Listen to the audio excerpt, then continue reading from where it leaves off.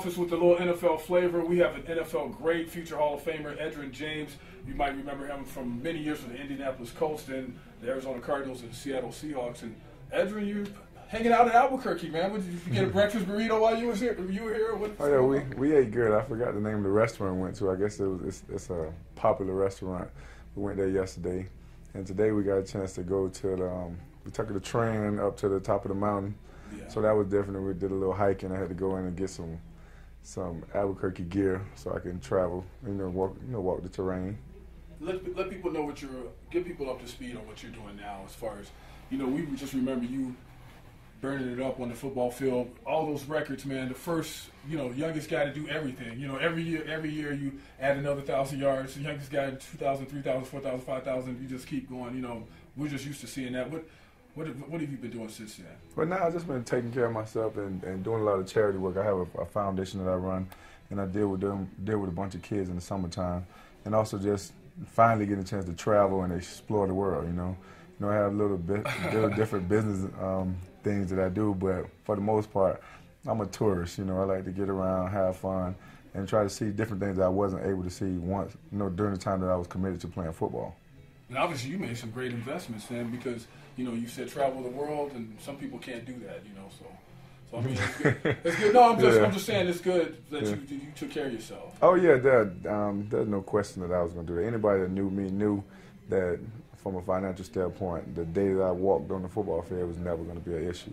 And fortunately, I have a person out here that brought me to Albuquerque, New Mexico. That's Charles Bennett. He's been my accountant for the last 15 years or so, and we've been doing good. We've made tons of money. We haven't made mistakes, and we're trying to be an example for the younger players and the people that actually come through and that are in our situation. You see so many players that actually end up making the wrong decisions. So we're going to try to do things to help those players and kind of show them the path that I took, because I'm doing really well, and you hate to see people not doing well. And so we're actually talking about putting together a book and putting together a couple of things that people can actually benefit from, to help them when they go through what I've been through, even if it's the normal person. It's just everyday life. It's the way we do things. It's a nice little strategy, and it works. And it's enabled me to travel. I'm always on the go. I'm always having fun, and just living life. What's it been like for you being here in Albuquerque? It has to be a little different, I would think, than maybe Miami or California or any other place, I guess. Yeah, Albuquerque is different, but it's you don't have too much traffic. It's kind of laid back. The weather has, when I first got here, it was kind of chilly. I guess the other night, but today was beautiful. The weather is beautiful, and I'd never been at the top of the mountain, so we finally got a chance to do that. The bottom is hot, and then you get up there, it's actually pretty cold. And so that was different, and I've been enjoying every minute of it. Do you ever pinch yourself, man? You rushed for over 12,000 yards. You did all these great things in the NFL, man. Do you ever realize, you ever sit back and take it all in and be like, man, I had one heck of a career?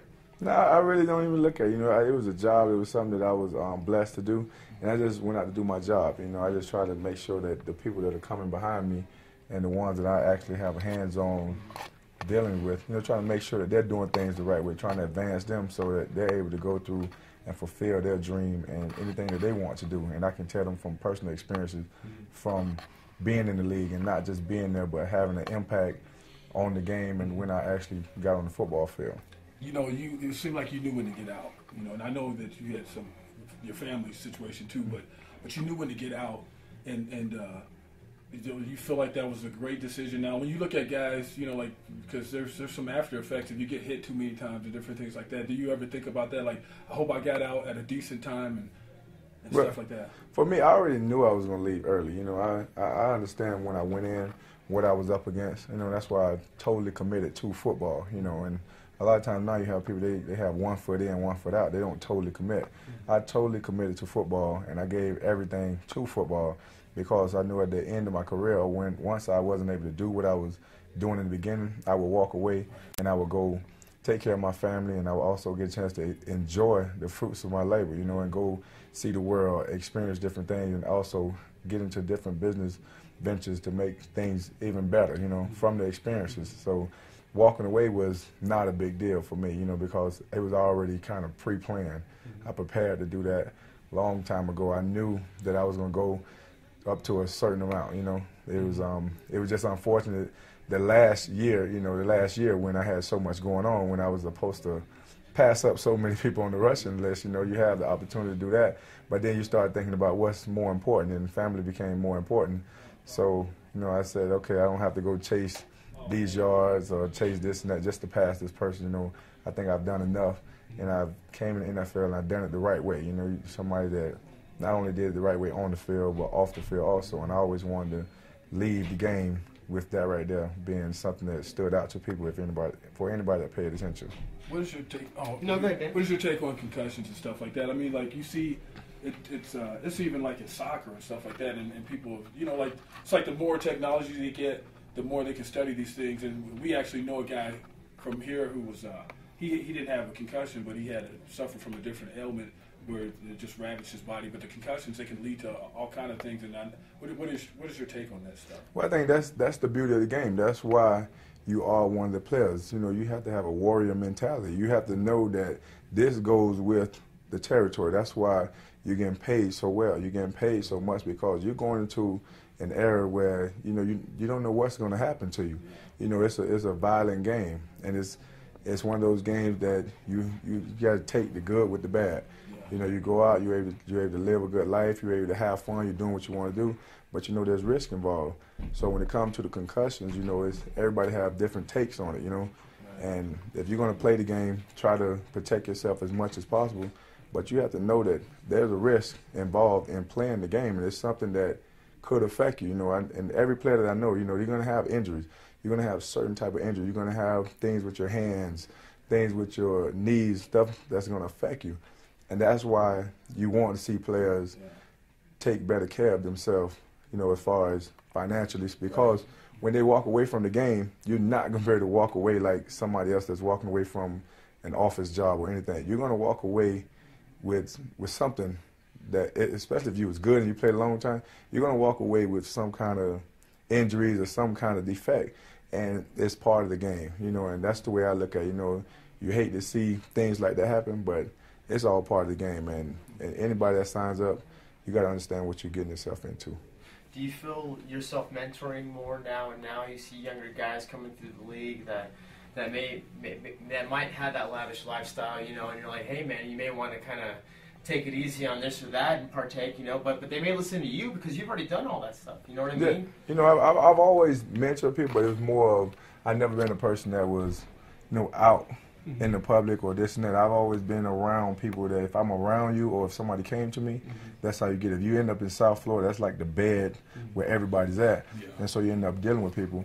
But there was never a point where I went out to mentor people, and that's the reason me and my accountant, it was like, what, we need to put together a book so that we can reach more people. We need to do things so we can reach more people, because I'm not going to go around and force myself on people, but it's one of those things that if somebody is interested, I'm always open to tell somebody and always open to help somebody to make sure that they don't make the mistakes that have been made, because it's pretty embarrassing, when you look at the percentage. You take 80% of the players that go through so much, they end up under financial distress, and it shouldn't happen. It shouldn't be like that. You have so many bad people or bad things that's coming your way when you're so young. You're young and you're so vulnerable, and you really don't know, because you're coming from a family that you're probably the first person to ever touch $1 million. So you don't really have nobody that you can trust or lean on. So you end up leaning on these people that you've just met. They might be dressed up nice, or they might be very articulate, and they might come across the right way, but you don't know these people. And time and time again, too many people get taken advantage of. And you hate to see it happen, but it's one of those things that there's really no true solution. You just want to try to help as much as possible, and hopefully you get people to listen. Hopefully you get somebody that's going to listen and take the right approach. And that's what I've always tried to do. I always try to do everything the right way, make sure I take the right approach. When I walk into this game, I'm going to make some money. When I leave, I'm going to show you I made some money. Well, I know you have a plane to catch, but before we let you go out of here, you tell us when the book is going to come out, and what kind of impact are you hoping to have on that situation, because you brought up the fact that, like 80% guys start the league and come out broke and stuff like that. What kind of impact are you hoping to have, and with the book, are you guys hoping to start programs, do all these different things like that? Or? Well, first, the books are in the initial stages, so we're just kind of putting it together, just kind of getting the dialogue going.